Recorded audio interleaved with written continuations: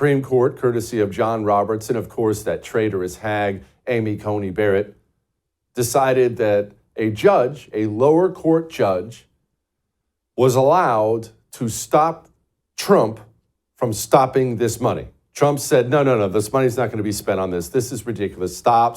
We're not doing all this. Some communist judge jumps in, some activist judge put in there by, of course, the Democrats, said, no, you have to continue to fund communism worldwide, which is a ridiculous overstep of any judge's authority. In the Supreme Court, it was thought they were going to step in and say, okay, we have to get the courts under control. No more of this. But that's not what they did. The Supreme Court stepped in and said, no, these lower judges, they are more powerful than the president. Now, this isn't about this case specifically. This case, I'm just using it as an example. But I will say this. Let me preface it by saying, I hate political violence. You know that. If you watch the show for long enough, you understand that civil wars and domestic political violence and stuff, it's the thing I fear the most, to be honest with you. I despise it. It's families hurt. It's our cities, our towns. You don't ever want to live in a world where there's domestic political violence. I don't ever want to live in a world where there's domestic violence all over the place. I don't want to. And I'm in fear of it. And that's why I've encouraged everybody to be as aggressive and active politically now, so we never get to a place where we need that. But if the system is able to deny the will of the voter for the 4 years of Donald Trump's presidency, if they are successful in stopping him from doing the reforms they voted for, they voted for these reforms, they wanted the corruption to stop, they wanted the evil to stop. If the system is able to stop them, it's not about stopping Trump, if the system is able to look at the voter and say, what you want? No. At the end of Donald Trump's presidency, we will be closer to political violence in this country than we ever have at any point since the Civil War in this country. That is a fact.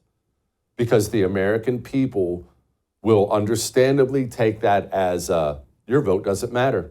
Vote in whoever you want. We still rule over you, and we won't let you make any changes. If you tell people in any country, under any system of government, you tell people that you won't allow them to make changes at the ballot box, they will make changes by other means, if you will. Well, Supreme Court screwed us again. Shocker. They tend to do that from time to time. And as I explained in the opening, courts, no courts, whatever the reason is, if the system is able to stop the will of the voter, not Trump's will, the will of the voter, then we are on a very dark path in this country. And I need somebody to make sense of this Supreme Court thing for me, so there's only one place to turn, like I always do. My friend Josh Hammer, host of America on Trial, which I highly recommend you download. Josh, okay, buddy, help me understand, pal. The lower courts, they decided, some vicious little commie judge, that Trump had to spend this and had to spend that, which of course was ridiculous. We all anticipated the Supreme Court would say, get yourself in check, lower court, but they didn't say that, Josh. Tell me what's going on. All right. So first of all, Jesse, you're totally right that this lower court judge, Amir Ali in Washington, D.C., is a left-wing activist hack. I mean, this is a guy who was literally as partisan a left-wing litigator as it gets. As recently as 6 months ago, he was a very late Biden term judicial nominee, someone who has been pretty public about his aspirations to undermine the legitimacy of the nefarious John Roberts conservative Supreme Court there. So, the fact is kind of psychologically that this judge is speaking the way that he has about the United States Supreme Court, at least in his prejudicial litigator life, which, again, was just like 6 months ago. I mean, the fact that the Chief Justice ruled the way he did in this case, I just find completely remarkable, because John Roberts, over and over again, Jesse, going back for literally decades, back to his first confirmation to the court, I guess 20 years ago now, The one thing that he cares about, for better or for worse, is the perceived legitimacy of the United States Supreme Court. So where you have a lower court judge, Amir Ali in this case, who is as explicit as he is about trying to undermine the legitimacy, it seems to me like the obvious thing to do would be to swat him down and put him in his place there. After all, the United States Supreme Court has the plenary absolute power to stay any lower court ruling in the judiciary that it wants to there. But in this particular case, John Roberts and Amy Coney Barrett, what they're basically saying, Jesse, here is they're saying that because this was self-styled as a TRO, a temporary restraining order, that therefore it is not necessarily ripe for their review at that time. They're basically waiting for a formal injunction, one of these so-called nationwide injunctions there. So they're basically trying to kind of get out on a procedural leg, but that's not really how it works, because even though you're calling this thing a TRO there, when you continue to extend the so-called temporary restraining order, at some point, Jesse, it ceases to be temporary. At some point, it ceases to be an injunction. You don't have to be a lawyer to figure this out. You can just have some basic common sense there. That's basically in part what Sam Alito says in his very livid and righteously indignant dissent. It's a generally good rule of thumb when it comes to SCOTUS watching, Jesse. When you really tick off Sam Alito, you're probably wrong, because Sam Alito gets righteously indignant when he is correct, and he was correct in this case there. So it's a major setback. It's deeply unfortunate, but they still could do the right thing when the appeal gets to them on the merits, because again, this was kind of a procedural temporary restraining order type thing there. Hopefully that day comes, though, sooner rather than later. That's the big question at this point. Josh, what's wrong with Amy Coney Barrett? And I could ask the same question about Kavanaugh. Yes, I know Kavanaugh happened to be on the right side of this one, but our judges in general, I mean, John Roberts, we've all just basically given up on John Roberts at this point in time, but that was our guy. Their people never do this. Their people never do this to them. They are reliably leftists every single time. Our people are, well, I'm not really sure about the whole thing. How do we get these people? Amy Coney Barrett has been a tremendous disappointment. I mean, we should not mince words there. She's been a tremendous disappointment. She was on the wrong side of the Fisher case, the January 6th case. She joined an absolutely abominable dissenting opinion there.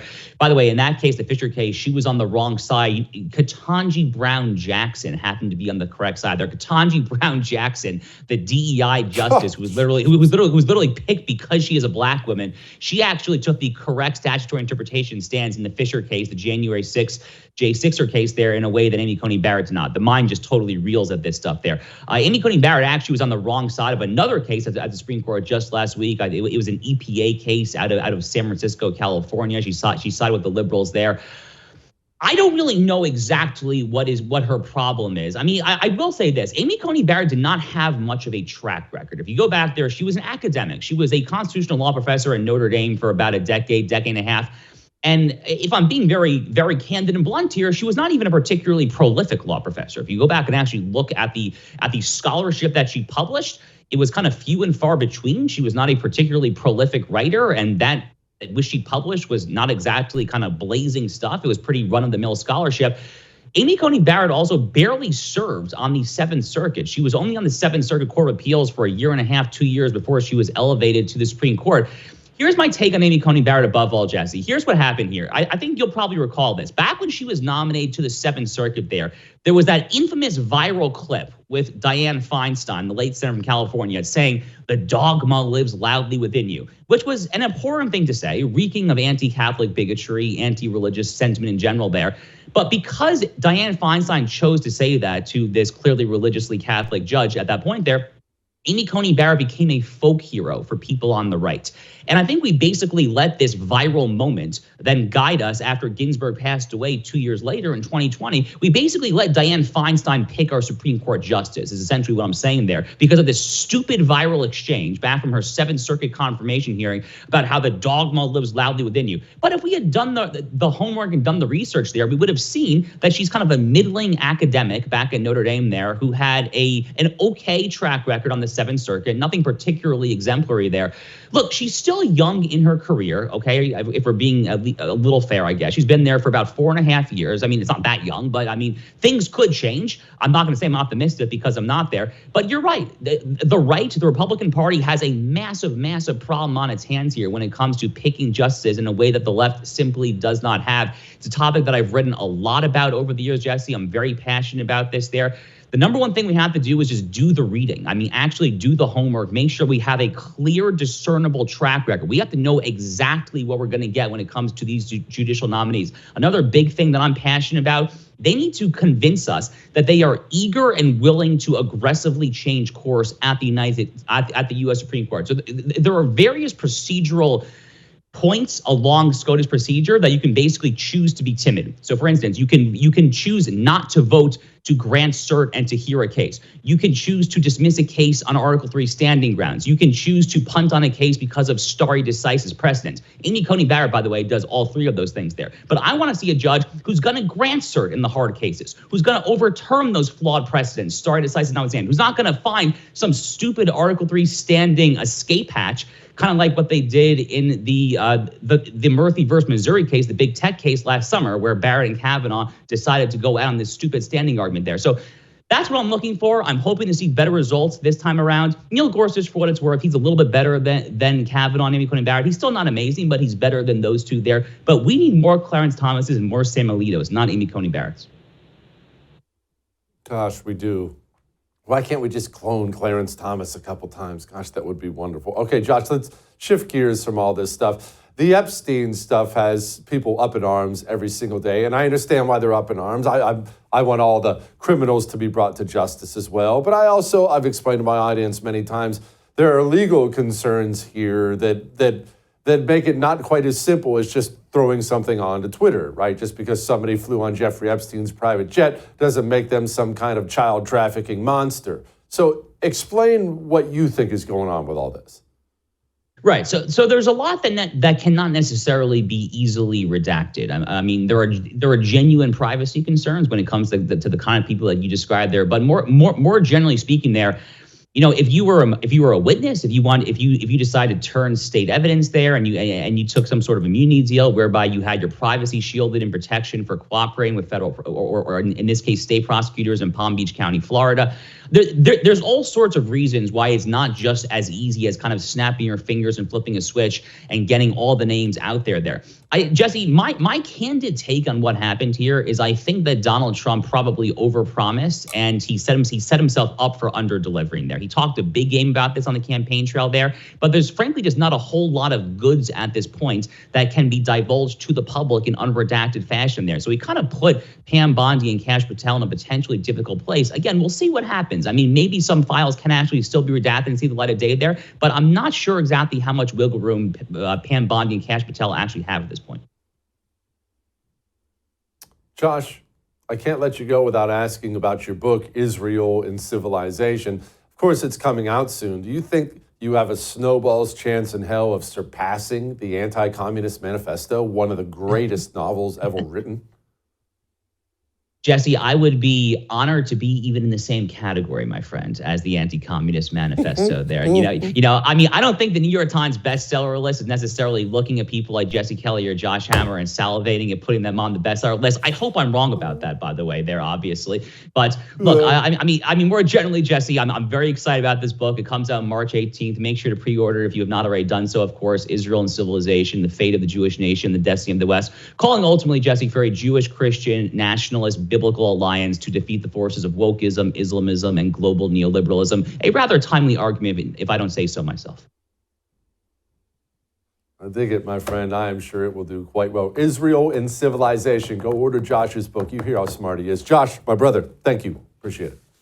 I would thank you for coming to my YouTube channel, but I know how brilliant it is, and I know you love it here. So subscribe and watch. We're going to start really ramping things up and putting some funny stuff, some interesting stuff out there, some collaborations. Either way, my YouTube channel is officially the place to be. So stick around.